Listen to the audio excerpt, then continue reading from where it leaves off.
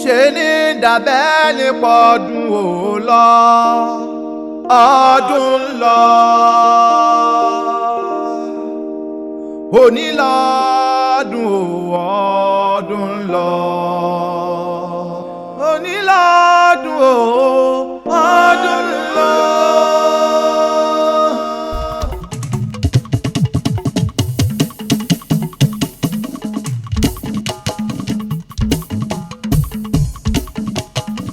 ọwọ́ má dẹ̀ o ọwọ́ má dẹ̀ ọmọ lọ́wọ́ mi o ọwọ́ má dẹ̀ o ọwọ́ má dẹ̀ ọwọ́ má dẹ̀ o ọmọ lọ́wọ́ mi o ọwọ́ má dẹ̀ o. síbi ọmọ rẹ ìbá ṣe wípé ẹrú láròjinlẹ̀ ni ọpẹ́ ló yẹ kẹ́rú ó dá. ọlámídé ọmọ àfọlábí òní lọ́jọ́ ìbí ẹ. ọ̀pọ̀ òjò ló ti rọ̀ tílẹ̀ ti fi mú bámúbámú. òṣùpá jọ ni lójújù ràwọ̀ lọ ọ̀kan ṣoṣo lóòrùn ọ̀kan ṣoṣo lójúpá tó sì ń níyì káyékáyé. ọlámídé icon orí ọlá ló mú wáyé àràbà ńlá yọ níjù gbogbo ìgbẹ́ mi tìtìtì. orí tá a mú gbági tá a mú gbọ́pẹ́ bórí ọ̀hún ò bá fọ́ tá a bá ṣẹ́bì sí i mo rò wípé kò léèwọ̀. ọlọ́jọ́ ìbí òní èló ni kàkà nínú eyín adépèlé dẹ́gbẹgbẹ̀rún ń bẹ lérìgì tí ò yọ. ojú ti rí tó ẹnu ò lè ròyìn abá ogúnyán pẹ́ ọbẹ̀ ẹ̀yìn ni mo bá ọ sì fọ́ba tí ń lọ́ra ẹ̀mí èèyàn. ìrere lójú owó ń rí o ìṣẹ̀dá rẹ ò ní gbàbọ̀dè. àríjó àríyọ̀ là ń rọ́mọ tuntun gbogbo ayé ní parapọ̀ ń wòran ìjímèrè.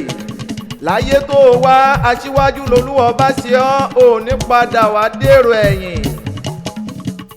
ọlámídé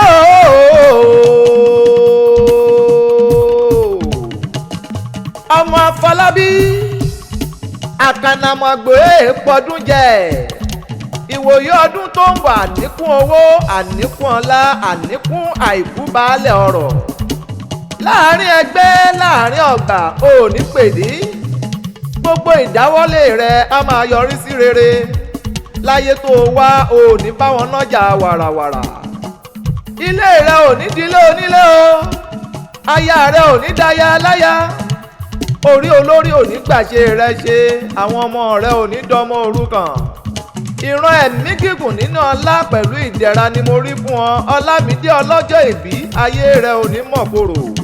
òṣùpá rẹ̀ tó lé téńté ò ní wọ òkú ní kòpẹ́kòpẹ́. kànga àjípa ayé rẹ ò ní gbẹ láéláé o dẹ̀ ní kò kùnà lọ́nà. ọmọ Emmanuel o ọmọ Margaret àìná àìṣídà aláṣẹ ọlámídé icon multimedia limited CEO icon films and photography olórí oko bámbàm ọlámídé icon films baba precious o baba Emmanuela bàbá Daniela bàbá olúwafẹ́rànmi olówó orí olúwabùnmi tèmi tọ́pẹ́ ayáre adúró tọkọ lọ́jọ́ gbogbo. ẹ̀gbọ́n ọlámilékan ogún ọdún òní o ẹ̀gbọ́n olúwaṣeun wàá ṣọ̀pọ̀ ọdún ló pèépẹ̀. mo rí lẹ́tà yẹn gbà ó tó mi lọ́wọ́ olúwa fún mi ní máa kí ọ. gbogbo òṣìṣẹ́ àti àwọn oníbàárà icon films and photography ni wọ́n kọ lẹ́tà wá. wọ́n ní happy birthday icon. ọlámídé icon olóríire ọmọ kò gbélé ayé pẹ́pẹ́pẹ́ kò máa jayé ọlọ́ba lọ. àmọ́ ìdùnnú ayé rẹ ò ní fọ́ ìbànújẹ́ ò sí lọ́rọ̀ rẹ àwé oríire kàbìtìkàbìtì ò ní ṣàọ́tì. ẹ̀yìn ń bá ní rìn ká mọ̀mọ́lé bàbá ẹni. ọlámídé olúwaṣẹ́gun ọmọ Fọlábí Smith bá a bá péré akọni abidà alẹ̀ gàrà. ọ̀wọ̀ mọ́dẹ̀ lóńdó nílé bàbá rẹ tó bí ọlọ́mọ. ilé o ọmọ lọ́wọ́ mọ́dẹ̀ ọmọ lọ́wọ́ mọ́dẹ̀ ìjẹran ẹdun. ọmọ ẹdun forí igi ilẹ̀ ó fòrùlé ṣàpó. ọmọ lọ́wọ́ tó ń sọ̀wọ̀ ọmọ lọ́wọ́ tó tọ̀wọ̀ dó. ọmọ erin fọlámí o inú fẹ́ lọ́lọ́wọ́ ti wá. ọmọ nufẹ̀ tó ṣàkùrọ̀ lóhùn ọmọ lọ́wọ́ rúfẹ̀ ọmọ nufẹ̀ tó farajọ dẹ ọmọlúfẹ́ tó ṣòdídẹ ní àwérìwé àṣeyí ṣàmọ́dún o ọmọ lọ́wọ́ mọ́dẹ̀. ìjẹ́ lórúkọ ire media creations tv ọmọ ààrẹ àrólé olódùmarè lèmi ń jẹ́.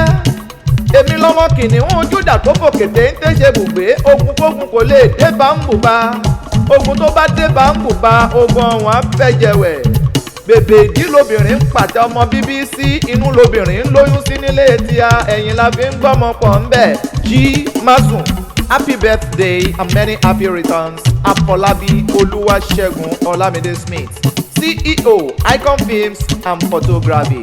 Hip hip hooray!